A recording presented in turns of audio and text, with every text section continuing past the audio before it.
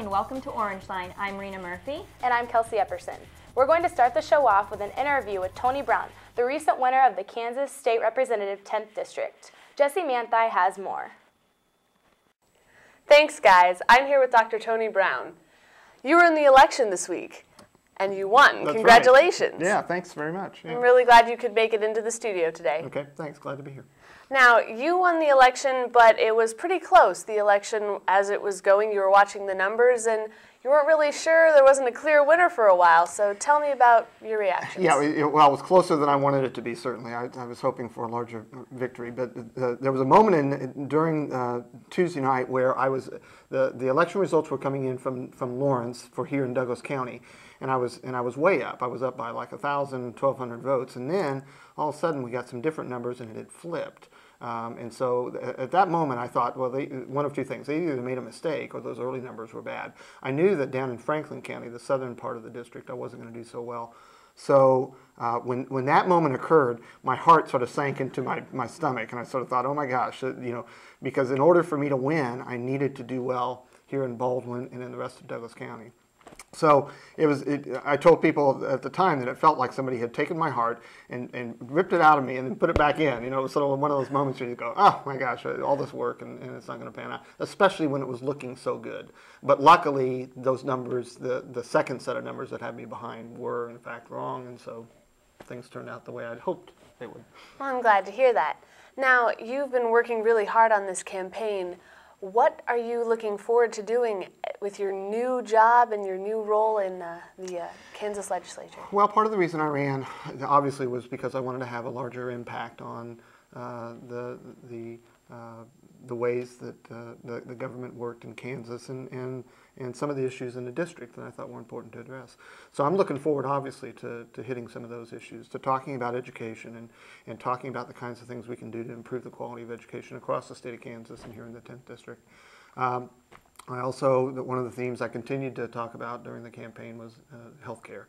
And I think we've got to do something about health care. The time to talk about it has passed, and we've got to start taking some action. And I think we can do some things in the state to help folks have access to health care, not only here, but also all across the state. The third thing that I really feel passionate about, and obviously that I want to work on, is energy policy. And I think that we can do some things in Kansas to have the energy needs that we have met in a reliable way, but also to be kind to the environment, to do some things to promote wind energy or solar energy. I've certainly done that personally, and I would like to have opportunities to promote that throughout the state. Well, we certainly do that here at Baker with our recycling programs, and I really am glad to see that you're a man of action and not just a man of words. I think that's certainly what Kansas needs, and I really appreciate you coming into the studio today. Do you have any remarks on people who might want to be interested in politics in the future, something that they were looking at doing? I might want to run. What advice would you give them? Well, yeah, I'd give several points of advice. Let me just say a couple things. First of all, nobody does this by themselves. So if you're thinking about running for office, what you've got to really work on, and it sounds like a cliche, but you've got to develop people skills and work with other people, and get people to trust you and to be willing to work with you in order to do something like this. Because if I hadn't had the help of literally dozens of people here in Baldwin City and throughout the district, there would have been no way that I could have done what I did and been successful. Second thing that I would say is that you've got to have an inquisitive spirit. You've got to develop a mindset that seeks out information, and that's one of the things that I've seen lacking in a lot of politicians recently, that they want to almost be simplistic in the way that they approach problems, and everything is almost always more complicated than you think it's going to be when you start looking at it. And so I think what you've got to do is develop an eagerness to sort of seek out different opinions and to think about ideas and to have a tolerance for ambiguity and knowing that you aren't going to come up with the right answer right away, but to think through things and to weigh the options and then finally to come to a conclusion. It's unfortunately it sounds a lot like LA 101 kind of speak. That's what I was thinking. Well, yeah, but in fact that kind of ability to think critically, I think, is a real value for a political life. something that we should all keep in mind while we're doing LA 101. I'm not trying to put a plug in for 101. Oh, I'm sure.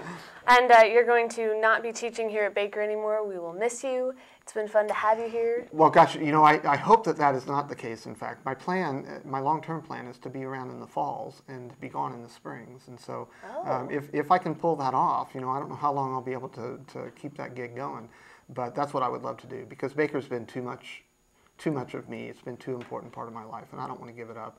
And I get energy from you all, from interacting with you.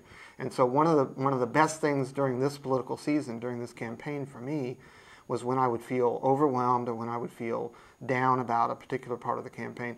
I knew that on Monday and Wednesday and Friday mornings, I would go into the classroom and I would work with my LA 401 students. And that, to me, was a comfort zone where I could say to myself, this is something I know, and this is something I'm good at. The election was new, and I made every mistake you could possibly make, and then I think I invented some more mistakes that haven't been made before. So that was a real challenge. I was ready for that challenge. I wanted that challenge, but it's also nice to have something comfortable too. So in the future, that's what I hope to do, to be able to teach here at Baker, and then spend my springs in Topeka, and then try to stay out of trouble in the summertime. That sounds like you've got your life sort of planned out. Well, yeah, really excited for you. Thank you for coming in today. All right, thank you. And now back to the studio. Thanks for that, Jessi. Up next is Question of the Week. I had a chance to ask students their thoughts on the newly elected 44th President of the United States, Barack Obama. I think it's a good thing. Like, he's going to do a lot of great change, and it's a good change for America to have a black president. It's something that we've been all looking forward to, so I think it's a good change. I think it's great, you know, it's something different, you know, something, you know, like they say change, you need change, you know, change is good. So I just, you know, think we should give him a shot, or give him a fair shot at that, you know, because, you know, and let it be that, because some people don't really, they prejudging him just because, you know, he's different from the norm. You know, that's normal, but, you know, just, I think it's great. So. I think it's amazing that he's the 44th president. This is, I mean, we sat there and we watched history. Like, you know, like when you're going to be talking to your grandkids, or your grandparents were talking to you about where they were when Rosa Parks, like, sat on the bus, or where they were, you know, during all these different historical events. Like, I know that I'm going to be saying that to, like, my kids and my grandkids and be like, I was sitting on my couch screaming, getting all pumped up. So I think it's amazing, and I agree with his policies. I think he's going to really change lots of things. I think we need to go in a different direction. He's going to be the good guy to lead us there. So I think it is a huge leap in our nation's history, and I think he's exactly the voice that we need right now to bring our country together and make our economy better. Really doesn't bother me that much. Just hope that the United States pick the right guy and he gets the job done and gets our economy going. I'm kind of excited about it. I think it's good for our country. You know, it's time for a change. You know, get someone in there who's African American. You know, who's been in like the situations like other African Americans been in. Like for a long time, they've been looking over the African American neighborhood. So it's kind of good to get someone with the same views as us. Congratulations to Barack Obama. We're going to take a quick commercial break, but stay with us.